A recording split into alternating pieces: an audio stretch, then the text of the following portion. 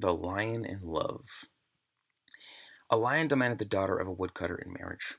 The father, unwilling to grant, and yet afraid to refuse his request, hit upon this expedient to rid himself of his importunities. He expressed his willingness to accept the lion as the suitor of his daughter on one condition, that he should allow him to extract his teeth and cut off his claws, as his daughter was fearfully afraid of both.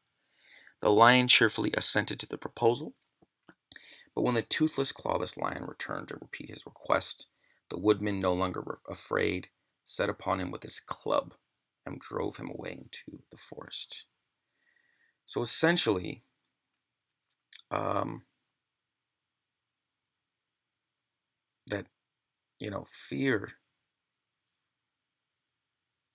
was sort of helpful for this woodcutter. The woodcutter was like afraid of this lion, um, but the woodcutter father actually had a plan and sort of outwitted the lion.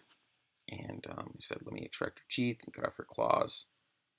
And then he said, "My daughter's afraid of both, so that would help her, help you guys' relationship and so in terms of the marriage." And so the lion got hoodwinked, um, and set upon him with his club. So either like hit him with his club or like ran after him. I think it's hit him, um, and drove him away into the forest. So this is also saying, to like be careful in the real world. No matter what the situation is, it reminds me of the William Blake quote, the road to hell is paved with good intentions. This lion might have had good intentions. Um, Obviously did. The lion wanted to marry the daughter, and, we didn't get the whole picture, but you sort of get the gist, that, this lion's trying to do good, um, for this daughter. And, you don't know the whole story in terms of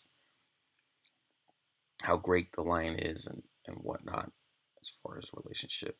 But, you know, you sort of understand, you know, um, asking a father's hand in marriage. And, especially thousands of years ago, I'm sure that was even more common than it is now, obviously, but in certain cultures. But that was the case here. That's the case with regards to the story.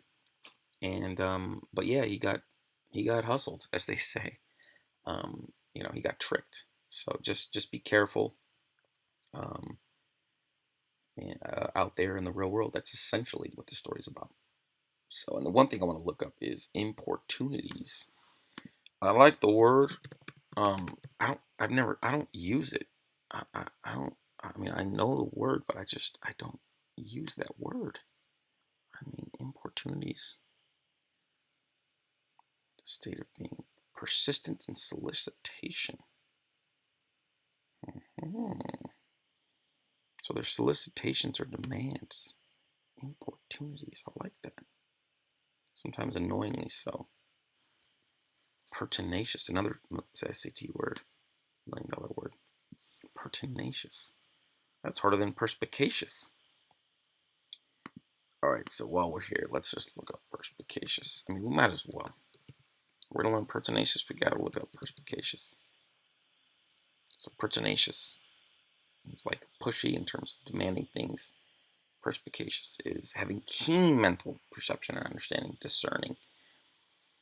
Yeah, I mean, I like a lot of words, but some words to me are just way, way, way, way, way too difficult for most people to know.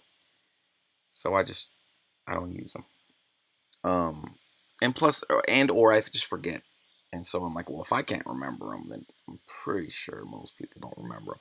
I mean, I don't want to like, you know, talk down or whatever, but it's just in everyday speech. But yeah, there are definitely, I know a lot of words. I read a lot, love dictionary and thesaurus, but there are words that I forget, or I didn't like burn it into my long-term memory. How would I remember this? So if you perspire, it means you're thinking heavily. So it's like discerning, understanding, keen mental perception, right? Because you're sweating, you're really, really working hard. I could remember it that way. if you're sagacious, you're wise, you have all this wisdom. So if someone's sagacious, they're like usually like an old person, all this wisdom. This is more keen mental perception, perspicacious judgment, and it's kind of archaic, is what it's saying. Having keen vision. Yeah, I don't hear it a lot. I don't see it a lot. I mean, it's sort of a tough word. Anyways, to go back here, what other word do we want to check out? Because we just bounced around. Expedient, obviously this hit upon this expedient. So this is used as a noun. Usually the word expedient is like an adjective.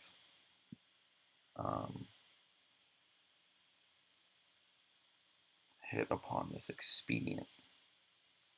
It's usually like an expedient condition, or it's like an expedient excuse. So that it's used as a noun here, which happens a lot with a lot of this old style writing. The suitor of his daughter, right? The suitor, like courting many suitors, and then he's the suitor that wants to marry her, so he's a suitor. Assented to the proposal. So what do we think that is? Well, the lion cheerfully assented, and then the next time we see the snapshot of the lion, it's toothless and clawless. So assented means agreed, right? Cheerfully complied or agreed to the proposal. Yes, so definitely be careful out there.